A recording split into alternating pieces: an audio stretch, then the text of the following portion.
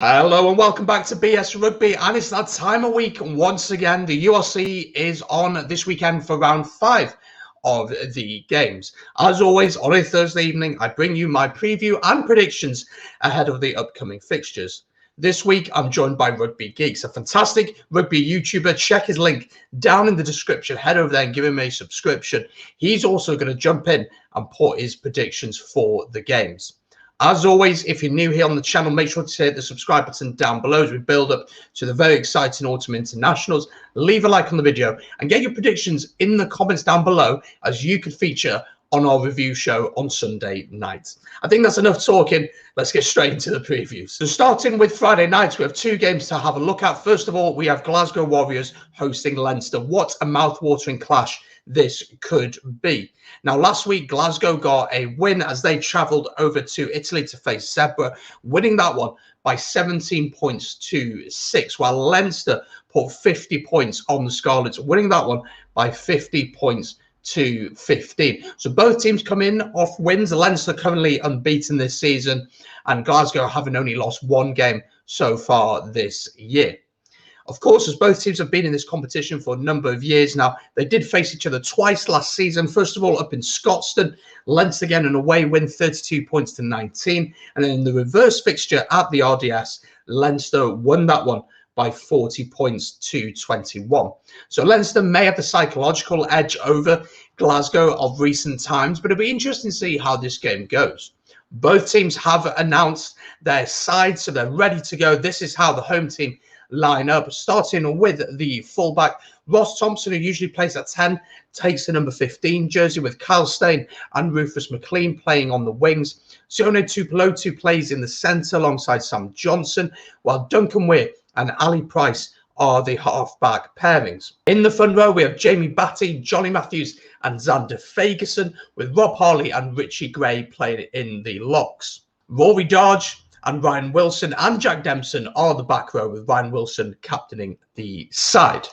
Let's have a look at how Leinster are lining up for this one. Hugo Keenan starts at fullback, with Adam Byrne and James Lowe on the wing. Gary Ringrose and Kieran Frawley playing the centres, with Ross Byrne and Luke McGrath playing at 10 and 9. Luke McGrath captains the side. In the front row then, we have Cian Healy, Ronan Kelleher and Ty Furlong, with Ross Maloney and Ryan Baird in the locks. Caelan Doris plays at 6 alongside Dan Levy and Jack Conan. As you can see, they're both very, very strong sides. Unlike the Welsh regions, who have seen a lot of their players already join up with the camp, the Irish and the Scottish boys are still able to play this weekend, which is going to make for a fantastic game. How do I see this one going? Tough not to back Leinster, isn't it? Because they're just so strong at the minute. You look at that team, and it's very, very good. It could be anyone in the league, and it's not really their first choice team either. There's British and Irish Lions in there. There's Irish internationals in there. But then you look at Glasgow, and someone like Ali Price had a fantastic Lions tour when he got the opportunity. He's had a fantastic year for Scotland. Ross Thompson playing at 15 is an interesting choice. Rufus McLean on the wing can create something out of nothing. But I've got to go with my head in this one. I'm going to back Leinster to get a win here. I'm going to back them to win this one by 15 plus points. But I'll be intrigued to hear what you've got to say. But before we get on to the next game, let's hear from our guest, Rugby Geeks. Who's he backing to win this one? Leinster, far too much quality for Glasgow, and it's going to be almost a walkover. But a couple of players to watch for both sides. So leading point scorers at the minute for Glasgow is Ross Thompson with 27 points. And then in defence, everyone's looking out for Richie Gray with 34 tackles so far this season, and Ross Maloney with 37. Well, I'm calling that Leinster are going to pull Glasgow's pants down, and Glasgow are going to be screaming for Vaseline. I'm going to say 33. The second game then on the Friday night sees Scarlets host Benetton. Scarlets only won 1 out of 4 games so far, while Benetton have won 2 and lost 2. Now, Scarlets last week, as we just alluded to, they lost away at Leinster, losing this one by 15 points to 50, while Benetton also lost, but this time against the Ospreys in a much closer affair, losing this one by 26 points to 29. Now, similar to Leinster and Glasgow, of course, they've been in the competition for a while, so they faced one another last year, and it was Scarlets who came out on top in this one, winning this one fairly comfortably, 41 points to 17. Now, the big news for Scarlets is the Welsh boys. A lot of the Welsh boys have headed off. There's a few out through injury. They're actually missing 22 first-team players for this game. So they've had to shuffle about a bit, but let's have a look at how they line up. Johan Nicholas plays at fullback with Ryan Combier and Steph Evans on the wing. Steph Evans has been in really good form this season. Steph Hughes and Scott Williams play in the centre. Scott Williams captaining the side. Dan Jones gets the nod at 10 with Dane Blacker at 9. In the front row then, Rob Evans, Mark Jones and Samson Lee, with Sam Lucy and Jack Price playing in the locks. Aaron Shingler is in the team at 6 alongside Sean Evans and the Scottish-born Blade Thompson. Benetton have also announced their side. This is how they line up, with Andreas Coetzee playing at fullback. Tommaso Menoncello plays on the wing along Monty Ioane. Ioane has been in fantastic form this season. He's one of the top try scorers in the league, so do keep an eye out on him. Ignacio Brex and Marco Zanon play in the centres. Rhino Smith plays alongside Derwelt Duvenage, who is the captain for the team. In the front row, then, we have Thomas Gallo with Ham Fiver and Tisano Pasquale. In the locks, then, we have Ern Herbs and Carl Wegner, with the back row being Giovanni Pettinelli, Sebastian Negri, and Abraham Stein. Now, it's going to be a fascinating game because Benetton, you have to say, have had a decent start to the season, while the Scarlets, under Dwayne Peel, it's a new coach. It hasn't really clicked for them yet. It's a lot of little mistakes, a lot of knock-ons. Ill discipline, a lack of communication, maybe trying to play a little bit too much, potentially not looking to win that territorial battle, which I feel they need to start doing. I do believe it's going to click for the Scarlets, but I'm not too sure about this game. I think this game is going to be a really nervy one for them.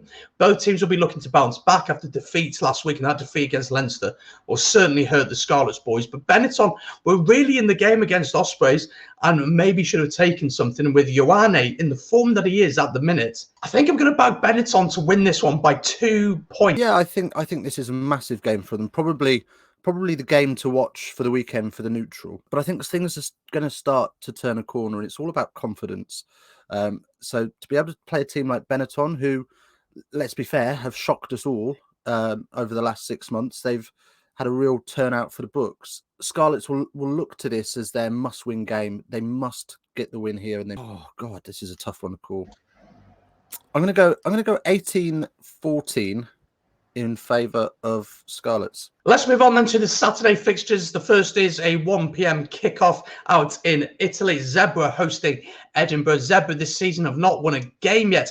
Well, Edinburgh managed to get a decent win against the Blue Bulls last weekend. Zebre, as I just mentioned, have not won yet. They lost against Glasgow, while, of course, as I just said, Edinburgh managed to beat the Blue Bulls. Of course, as both teams have been in the competition for a while now, they did face each other last season, and it was Edinburgh who came out on top out in Italy, winning this one by 26 points to 10. Now, of course, both sides will be with their international players. The teams have not yet been announced as it's going out on a Thursday night, but you'd expect Edinburgh to go fairly strong, as it is the final game of the URC, as the URC takes a break for the next month or so. But I'd expect Edinburgh to be able to head over to Italy and get the job done. I'm going to back Edinburgh to win this one by 10 plus points. Let's hear what Rugby Geeks has to say on this one. Well, I think this is going to be fun in the sun, really, for Edinburgh. Like you say, they've got some phenomenal talent in their squad, and I can only see. I'm not going to say a comfortable win, because the Scots don't travel well in the heat, and they don't do well in the sun. So plenty of factor 50 for them, but I think Darcy Graham's going to continue his try-scoring streak and get them over the line. I'm going to go 22-10. The next game on the Saturday has a Welsh derby. Cardiff Rugby host the Dragons. Cardiff sit in 7th, while the Dragons sit down in 10th. It's a Welsh derby, so there's always an added spice in this one. Cardiff last week will come into this game off a win as they beat the South Sea Sharks 23 points to 17. Well, the Dragons will look to bounce back after defeat to the Stormers, losing that one by 24 points to 10. And they were in the game up until half-time. They were actually leading at half-time. But then the Stormers just went away with it in the second half. They stormed away with it as such, and they managed to get the win pretty comfortably. Now, last season, they did face one another, big rivals, of course, and it certainly was not a game to remember as the Dragons lost at home 12 points to 13.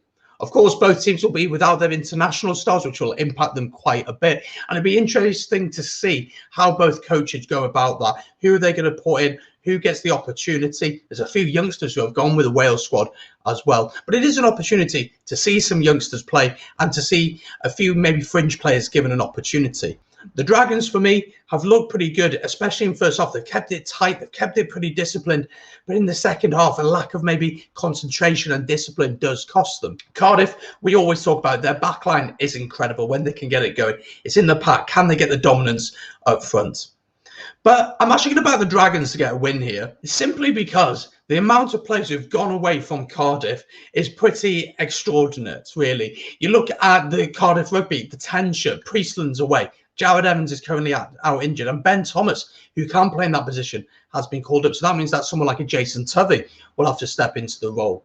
For the Dragons, you look at, they've still got Sam Davis, Hodri Williams. They've still got players like that who can really create something out of nothing. Jordan Williams at fullback has been in exceptional form already this season. I'm expecting a tight affair. Probably won't be pretty as it's a Welsh derby, especially if it's raining down at the Cardiff Arms Park.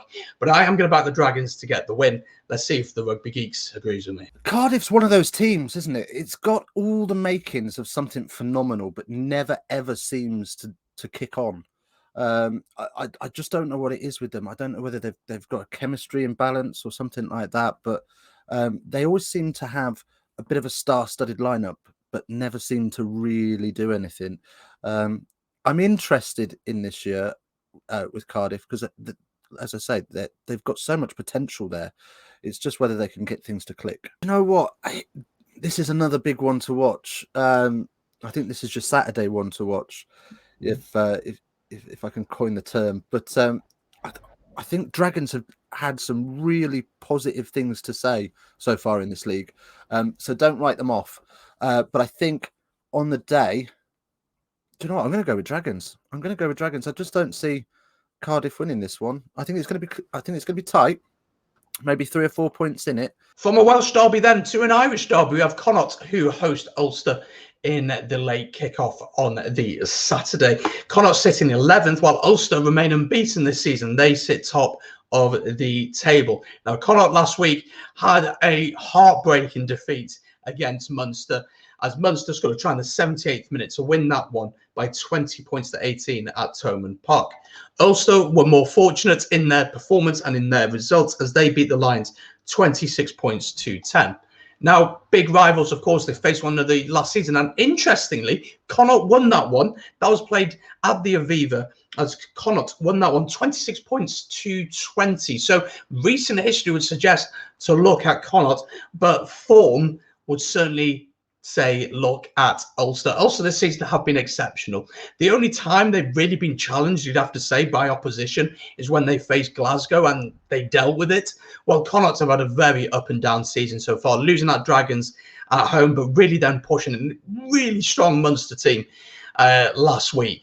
For me, it's only going one way, though. I think Ulster are going to get the job done away at Connacht before a lot of their boys head off for international duty. I'm going to back Connacht to lose this one, unfortunately, by 15 plus points. Let's see what Rugby Geeks has to say on this one. But in fairness to them, they have absolutely nailed this league to the ground. They've had a fantastic start. This is just a team affair for them. Very clinical looking performance is in my Mystic Meg ball. I can't see it. You work your way through the stats, and there's their leading try scorers on 2, their leading point scorer. Okay, some 45 is top of the league, but I just can't see Connacht having enough. And I reckon this is going to be a fairly comfortable Ulster victory. I'm going to go 35-16. The final game of the weekend then sees Ospreys host Munster. Ospreys, my team, hosting Munster. Jesus Christ, this is going to be interesting. Now, Ospreys last week, we beat Benetton away by 29 points to 26. It was a nervy affair, but we got the win. But Munster also got a win as they beat Connacht 20 points to 18, as we just alluded to, in dramatic fashion. Now, the big thing to talk about in this game, the Welsh internationals are away. And I know I've blabbed on about it a lot in this video already, but this is seriously going to impact us in this fixture. Munster have looked exceptional this season. Although a lot of the Irish boys are yet to really kick on, really, they're still quality players. Someone like Zebre's come back. He will go to the Ireland squad, but he will be available for this game. Joey Carberry, Craig Casey. I mean, the team is just stacked, isn't it? The team's stacked, and with our internationals being away and those coming in to take place of them, I just don't know if they're the same quality. And they're just not. It's going to be a really, really tough game for us. Of course, we faced them last year. This time we faced them at Thomond Park, losing this one by 38 points to 22. And it's not too bad a result, that considering how strong Munster are. But Munster have just looked so strong this season, and it's really tough to look past them. I'm going to back Munster to win this one. It could be pretty ugly, if I'm being totally honest. I'm going to back Munster to win this by 15 plus points. It's important that we keep our discipline, that we try and slow their ball down, that we try and manage their driving maul, and just do the basic rights. Keep it tight until about 60 minutes. And who knows, maybe we could get a result. But let's hear what Rugby Geeks has to say on this final game. I can't see any hope for the Ospreys. As you say, all of their big names are off on international duties, and Munster just have far too much depth to deal with that.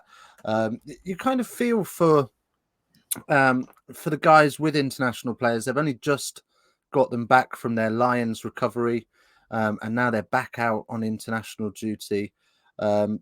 As we discussed before, the conundrum of, do you pause the league for internationals, or do you keep it going?